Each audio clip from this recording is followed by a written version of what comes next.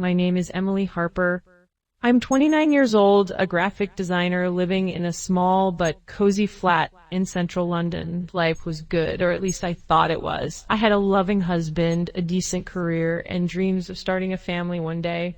But everything changed in a single moment on a quiet weekend trip that was supposed to bring the family closer together. It started with a phone call from my stepmother, Victoria Harrington.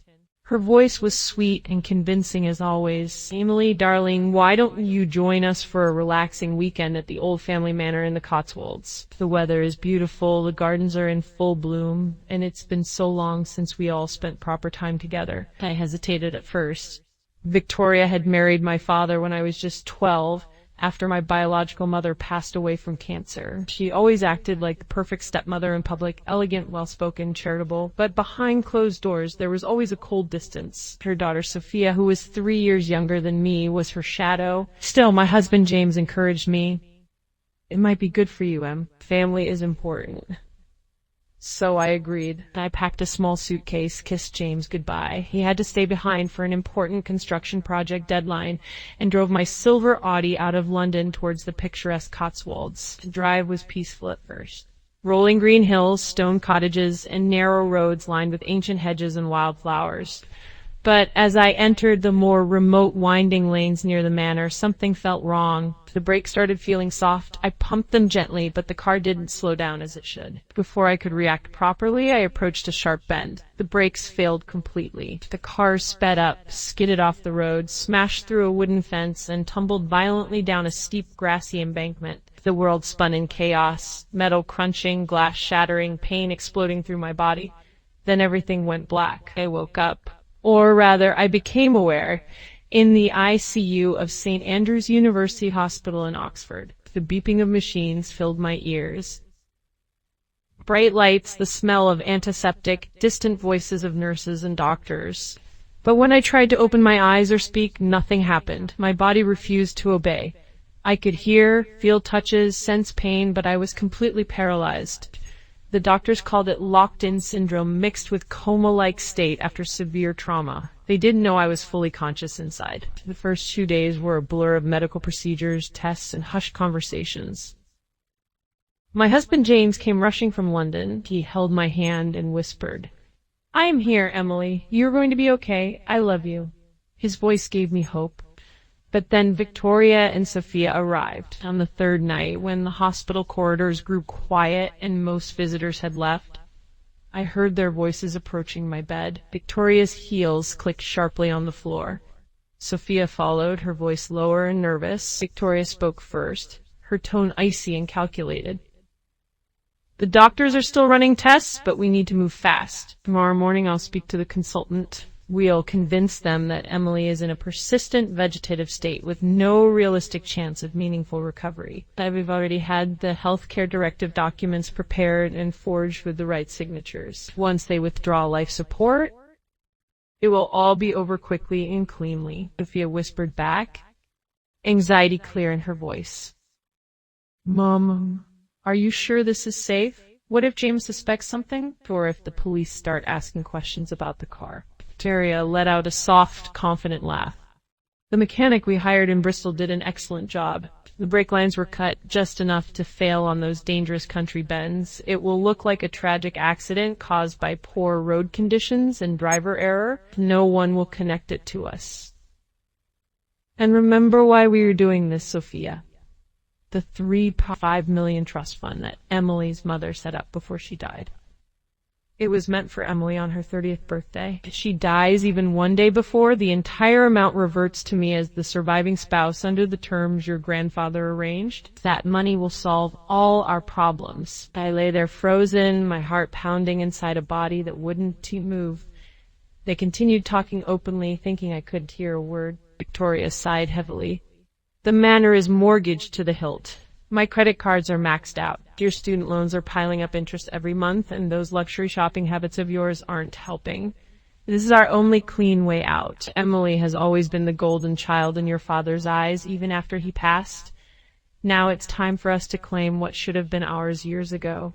Sophia sounded conflicted, but didn't argue much. "Just make sure it does drag on. I don't want to visit this place every day." Victoria reassured her.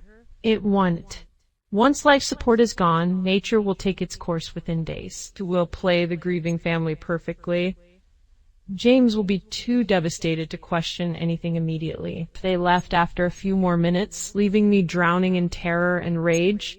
My own stepmother and stepsister were planning my murder for money. The trust fund my late mother had carefully created to secure my future was now the motive for my death. The next days became a nightmare of waiting and listening. Victoria played her role masterfully. She spoke to doctors with tears in her eyes, claiming she was my legal healthcare proxy since my father had named her in documents years ago. She restricted visitors, saying I needed complete rest. She even told James that the specialist recommended transferring me to a private facility in Scotland for advanced neurological care, delaying his suspicions. James visited every evening, exhausted from driving back and forth. He talked to me about our future plans, the house we wanted to buy in Surrey, the holidays in Italy, the children we hoped to have. His voice kept me fighting inside. Meanwhile, Victoria was busy charming the hospital staff. She brought expensive coffee for the nurses, asked about their families, and slowly built influence. And junior doctors started agreeing with her assessment of my hopeless condition. But not everyone was fooled. Nurse Claire Thompson was a senior ICU nurse in her late 50s. With 22 years of experience, she had seen thousands of patients. During her night shift on the fourth day, she performed routine reflex tests. When she gently squeezed my fingers and whispered, "If you can hear me, squeeze back once," I used every ounce of willpower and managed the tiniest movement. Nurse Claire froze for a second. She didn't call out or alert the team immediately. She had noticed Victoria's overbearing behavior and the inconsistencies in the paperwork. Instead, she began her own secret investigation. Every night, she documented everything in a small personal notebook she kept in her bag. Times of visits, exact conversations she overheard, changes in my vital signs that suggested awareness, and copies of suspicious documents Victoria tried to push through. She took photos discreetly with her phone when no one was watching. She even recorded a few short voice memos when Victoria was arguing with a doctor outside my room. One night, Nurse Claire stayed late after her shift. She managed to get James alone in the waiting area. "Mr. Harper, I need you to listen to me very carefully and not react here. Your wife can hear us. She is conscious, and I believe her stepmother is trying to have her killed." James was shocked, but trusted her after she showed him some of her notes. Together, they started building a case quietly. James hired a private investigator to look into the car accident. The investigator discovered the mechanic in Bristol who had been paid cash to sabotage the brakes. He also found financial records showing Victoria's desperate debts. Tension built slowly. Victoria grew impatient. She scheduled a meeting with the ethics committee to push for withdrawal of care. I heard her practicing her speech in the corridor, full of fake sorrow and medical jargon she had memorized. On the 8th day, the confrontation finally happened. James arrived with 2 police officers and a lawyer. Nurse Claire presented her detailed notebook and recordings as evidence. The doctors ordered immediate new scans and neurological tests. The results confirmed I had significant brain activity and awareness. Life support stayed on. The police arrested Victoria and Sophia that same afternoon on charges of conspiracy to commit murder, fraud, and evidence tampering. The mechanic was picked up the next day and quickly confessed, naming Victoria as the one who paid him £10,000 to sabotage my car. The following weeks were a long, painful recovery. Physiotherapy was exhausting. Speech therapists helped me regain my voice.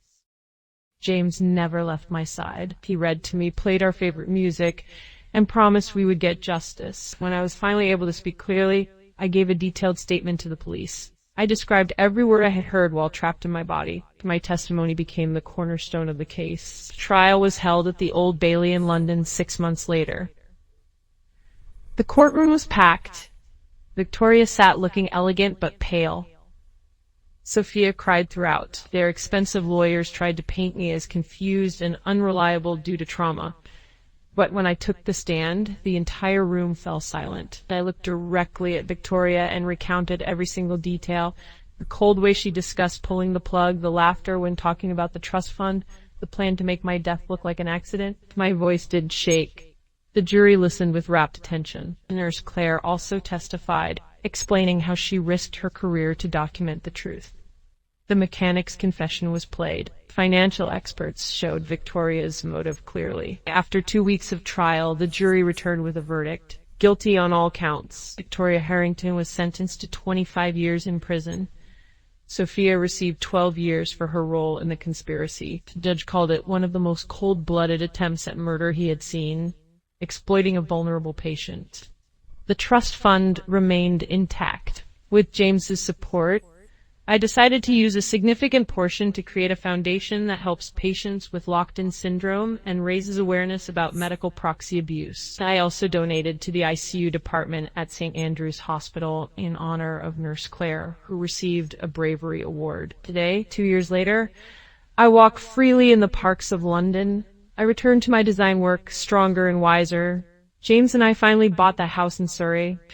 We are expecting our first child next spring. I often think about that night in the hospital when I felt completely powerless. If it weren't for one experienced nurse who chose to listen to her instincts instead of following orders, I would not be here telling this story. This experience taught me several hard lessons. Family is not always blood.